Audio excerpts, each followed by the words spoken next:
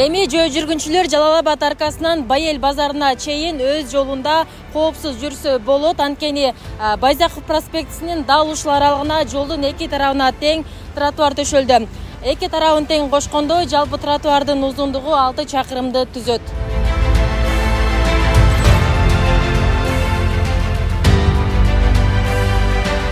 Курбанбек 10-үйдө жашайм.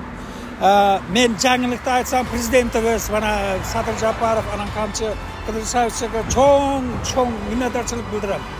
Потому что бизде самый главный эки таманга тротуарлар болду. Өтө сонун болду. Балдар өздөрүн чыгып көрүп атасыңар трассада. Азыр жакшы караң, кандай сонун тротуарларыбыз бар.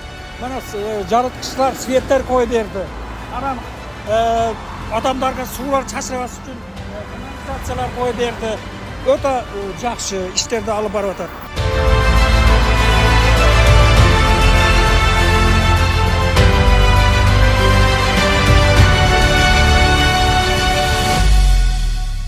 Biz жүргүнчүлөргө жол жакшы болуп калды. Кең болуп, бемалал жүрөдөн болду. Бұрын кыйын эди, жол жок эди.